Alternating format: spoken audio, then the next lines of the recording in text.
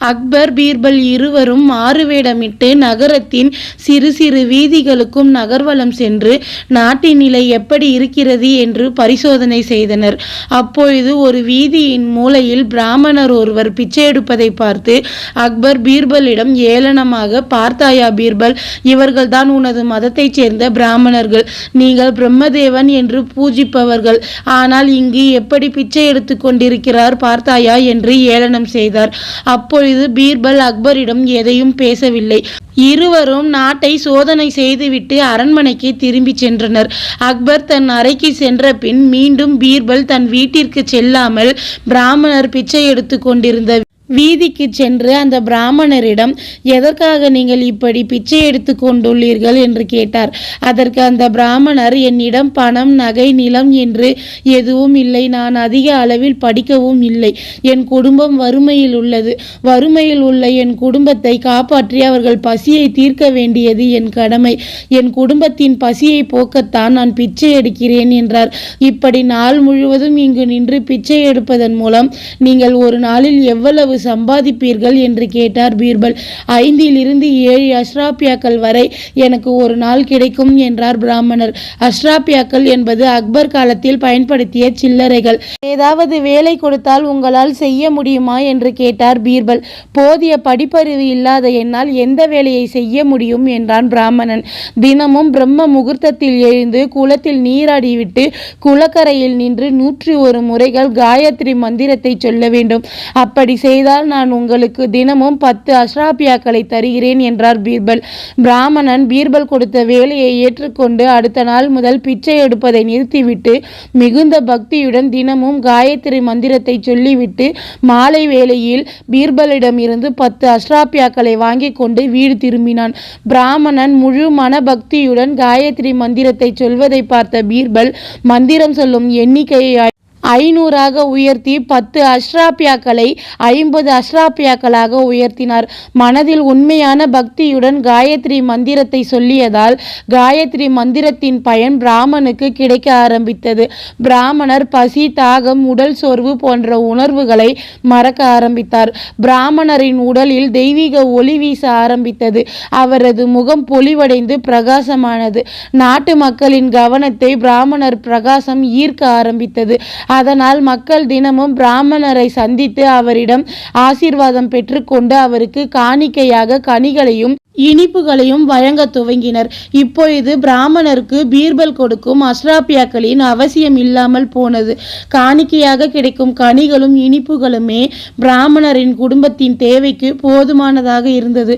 அதனால் பிராமணர் பீர்பலிடம், இனி எனக்கு அஷ்ராபியாக்களை கொடுக்க வேண்டாம், என் குடும்பத்தின் பசி தீர்க்கும் அளவிற்கு எனக்கு இப்பொழுது காணிக்கை கிடைக்கிறது என்று சொல்லி பேராசை கொள்ளாமல் காணிக்கையாக கிடைக்கும் உணவுகளை வைத்து தன் குடும்பத்தின் பசியை தீர்த்து கொள்ள முடிவு செய்து பீர்பல் கொடுத்து வந்த பணத்தை வேண்டாம் என்று மறுத்து அனைத்தையும் மறந்து முழு கவனத்தையும் காயத்ரி மந்திரத்தை சொல்வதில் செலுத்த துவங்கினார்.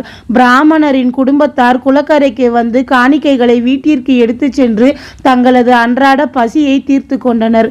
பிராமணர் காயத்ரி மந்திரம் சொல்வதும் அவரது உடல் பளபளப்பாக ஜொலித்து கொண்டிருப்பதும் செய்தியாக 4 திசைக்கும் பரவ துவங்கியது. ஒருவன் பணம் சேமித்து பிராமணர் காயத்ரி மந்திரத்தை சொல்லிக் கொண்டிருக்கும் குளக்கரையிலேயே அவருக்கு ஒரு ஆசிரமத்தை கட்டி தந்தான். பிராமணர் இடைவிடாமல் காயத்ரி மந்திரம் சொல்லிக் கொண்டிருக்கிறார். அவரது உடல் தெய்வீக சக்தி கொண்டது போல் பிரகாசமாக உள்ளது. அவரை சந்தித்து ஆசீர்வாதம் பெற்றால் மனம் அமைதி அடைகிறது என்று நாட்டிற்குள் பரவலாக செய்தி பரவ துவங்கியது. அந்த செய்தி அக்பரையும் சென்று சேர்ந்தது. எப்பொழுதும் யுத்தம், நாட்டின் மேம்பாடு, தர்பார் என்று பம்பரமாய் சுற்றுவதால் மன அமைதியையும் நிம்மதியையும் இழந்த அரசர் அக்பர் அந்த பிராமண முனிவரை சந்தித்து அவரிடம் ஆசீர்வாதம் பெற விரும்பி பிராமண முனிவரின் ஆசிரமத்திற்கு சென்றார். பீர்பலும் அக்பருடன் அந்த ஆசிரமத்திற்கு சென்றார். அரசர் அக்பர் பிராமணருக்கு தங்க மொஹராக்களையும் கனிகளையும் இனிப்புகளையும் அன்பளிப்பாக வழங்கிவிட்டு அவரின் பாதத்தை வணங்கி ஆசீர்வாதம் பெற்று வெளியே வந்தார். வெளியே வந்த அக்பர், இவ்வளவு பக்தியை கொண்டுள்ள ஒரு புனிதமானவரை பார்த்ததில் என் மனம் சாந்தி அடைந்து விட்டது பீர்பல். இன்று என் மனம் முழுவதும் ஏனோ ஒரு அமைதியான சாந்தத்தை உணர்கிறது. இவர் உண்மையிலேயே சிறந்த முனிவர்தான் என்று சொன்னார்.